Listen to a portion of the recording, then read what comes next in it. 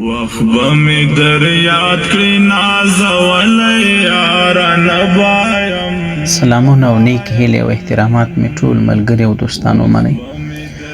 پام ور اړوم یو مهم ټکي ته. دوستانو زموږ داسې ډیر کورونه شته چې نازک اولادونه او بچیان یې په اوبو کې دي وفات شوي. دا باټلۍ چې کومه په خونه کې ډکه پرته وي، سر نه لري، سرپوش نه لري، ماشوم چې ورباندې راوڅکي چې پکې لویږي. دیګ د اوبو دغسې شانتې دی، تالاو د اوبو دغسې دی، ناور د اوبو دغسې دی په سراو کې چې دا کم ناورونه یا کاریزونه یا دغه تالاونه وي. نو دې ته باید ستاسو پام وي ورونو، او تاسو دغه ویډیو در سره شیر کړئ چې نور مسلمانان ورته پام سي. ډیر کوچنیان، ډیر ماشومان مې داسې اورېدلي دي او لیدلي دي. زموږ په علاقه کې داسې 3 ورځې مخکې ماشومه نجلۍ دا په باټلۍ کې لوېدلې ده، وفات شوې ده. چې کله پکې ولوېږي بیا ځان نسي راکښلی. دا تمثیل یې موږ درته کړی دی په ویډیو کې. نو په لحاظه باید ډیر پام یې وي. لوی د خدای په هیله، کوچنی د لوی په هیله. ماشوم څوک در پام نه باسي. بیا زموږ ستاسو اکثره کورنۍ داسې دي چې هغو دا د غسل په ځای کې، غسلخانه کې باټلۍ ډکې ایښي.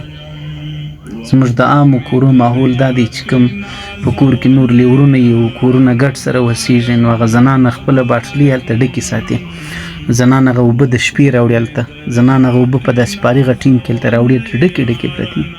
نو د هغو سره دغه خطر هم تړلې ده. باید د هغو سر مضبوطه پټ، سربیره یو شی ورباندې پروت وي. ماشوم در پامه باسي، لنډی ده. ماشوم په اور کې هم لوېږي، ماشوم پر ځان باندې انګېټۍ هم راوړي، ځان کې سرې اوبه هم راتوي. ماشوم څه درته ووایم، الله دې وکړي چې دې مهم ټکي ته مې پام شوی. نو یې هغه وخت زوی وهه چې خر لیوانو نه یې خوړلی، اوبه هغه وخت راګرځوه چې تر ورخ نه یې تېره شوي، سر هم په خلاص نو. نو دا ویډیو در سره شیر کړي څومره چې مې هم وس کېږي. کېدای شي د یو دوست، یو مسلمان دی، یو زنانې دی، یو انسان دې ته پام سي او هغه په دې باندې پوه سي. مخکې پوه کېدل ډېر لوی فایده لري. مننه. تاسو به یو متل نه اورېدلی وی، ارمان چې آخر عقل اول ولی. نبایم وخت به مې در یاد کړي نازولی یاره نبایم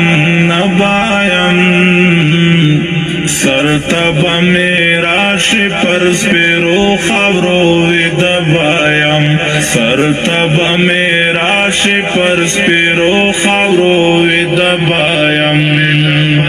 با مې بیلتون کې یوه ګم تصویر ته ژاړې خو، تبا مې بیلتون کې یوه ګم تصویر ته ژاړې خو، تبا مې بیلتون کې یوه ګم تصویر ته ژاړې خو.